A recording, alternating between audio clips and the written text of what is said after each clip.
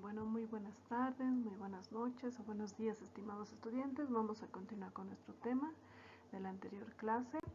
Ahora continuamos con 2.2, que es inspeccionar.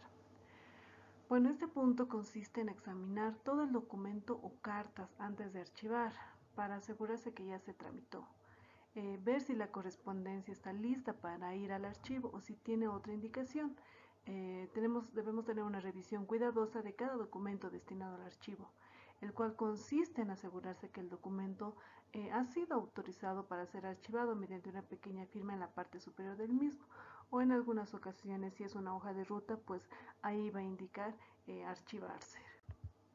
Debemos cerciorarnos de que la correspondencia está aprobada y lista para archivar, verificar en el sello radicador de correspondencia recibida si está firmada por quien la tramitó y bueno, al momento de ya archivar definitivamente debemos retirar los ganchos o los clips. Este documento debe tener una fecha de recibido y las iniciales del archivo debe estar listo para ser archivado.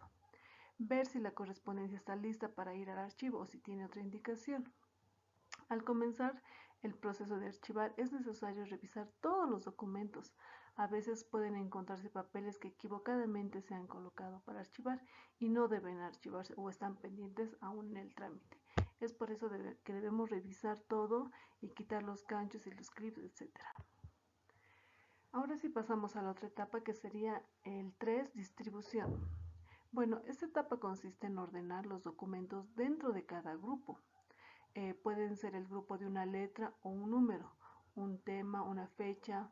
Esto es para facilitar esta clasificación preliminar de los documentos. Se utilizan los clasificadores que se fabrican en distintos tamaños, modelos y materiales, los cuales podrían ser elaborados por ustedes mismas. Esta etapa también consiste en realizar un arreglo alfabético preliminar en una bandeja distribuidora. Es importante este paso para no abrir varias veces el mismo cajón o la gaveta. Es la separación preliminar de los papeles de acuerdo con la primera letra del nombre, subrayado o escrito durante el procedimiento de marcar. Después de clasificarlos, se colocan en los distribuidores según la organización inicial. Es un arreglo preliminar de los documentos para arreglarlo a una carpeta correspondiente.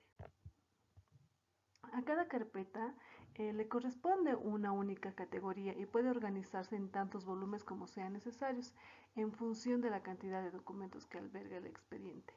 Las subcarpetas, cuando exista la necesidad de establecer grupos de documentos en el seno de la carpeta. Y las subcarpetas incluidas en una carpeta deben recoger la identificación de su contenido específico. A su vez, dicho contenido se anotará a modo de índice en el apartado correspondiente de la carpeta en la que se alberga. El siguiente procedimiento es codificar, y en codificar lo vamos a subdividir por 4.1, clasificar, el cual consiste en seleccionar cuál será el nombre, título o asunto bajo el cual se va a archivar. Es determinar bajo qué título va a ser archivado el documento, es decir, elegir ya sea por empresa, persona o asunto. Consiste en determinar bajo el cual se va a archivar, como les decía, ¿no?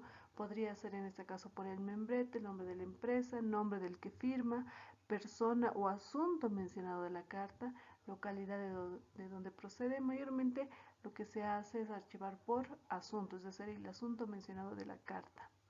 También debemos determinar el nombre, número o fecha con el cual se organizarán los documentos que se van a archivar. Se colocan en grupos homogéneos, de acuerdo con la entidad productora y con el sistema de organización que tenga la empresa. Determinar la categoría más adecuada para un documento de entre todas las que integra el cuadro de clasificación de los documentos. La finalidad de la clasificación es la generación de expedientes, de manera que se archiven juntos todos los documentos relativos a un mismo asunto.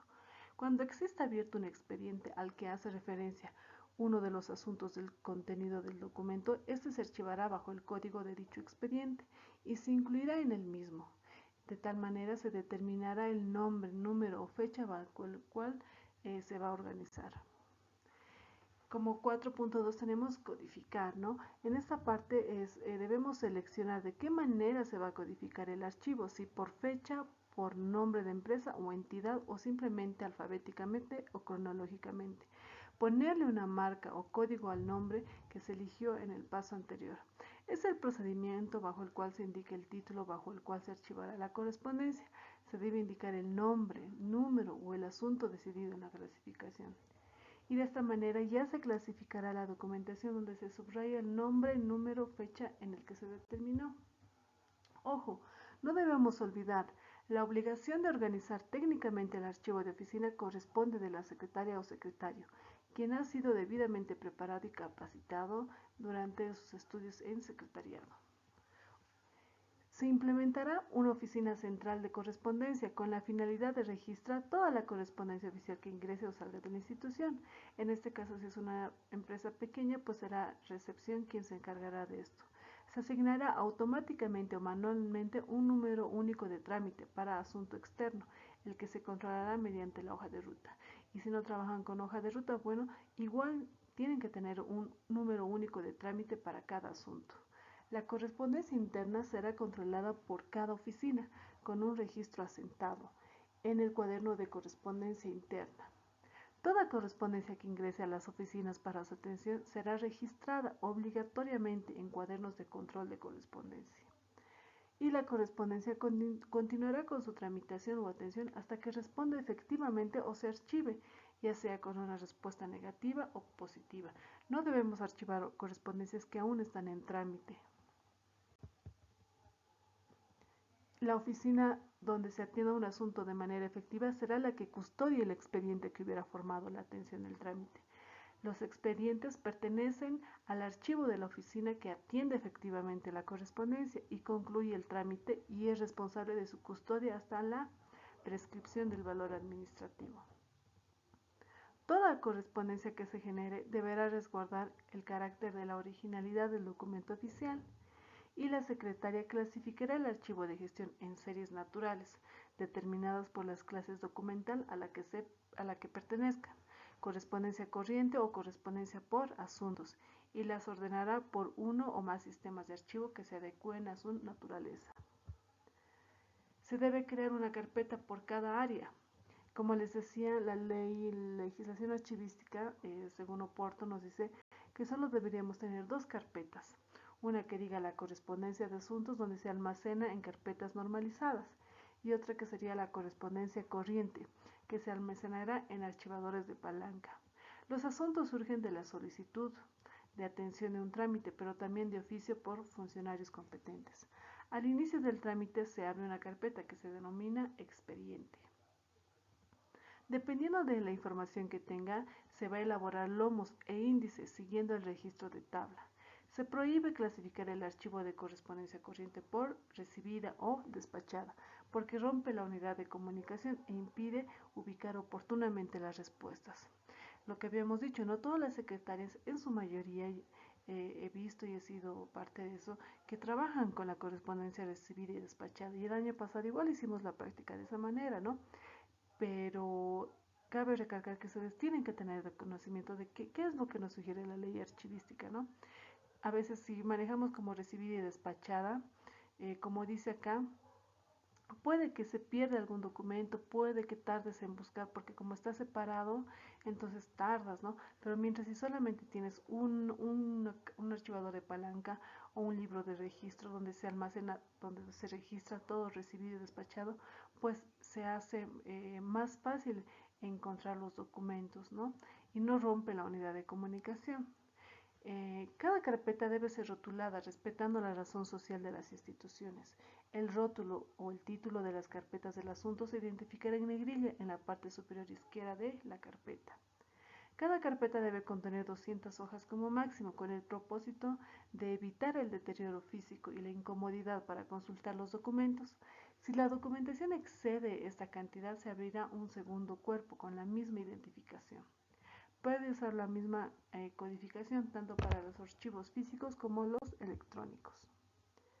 El responsable técnico del archivo de gestión depurará los expedientes duplicados o triplicados sin valor legal. Ojo, sin valor legal. Ya habíamos hablado más anteriormente sobre los valores administrativos y valores legales. Está prohibida la encuadernación en pasta dura de las carpetas, pues es la tarea privada del archivo histórico. Se exceptúa esta directriz a los archivos de contabilidad, que estos sí se pueden empastar.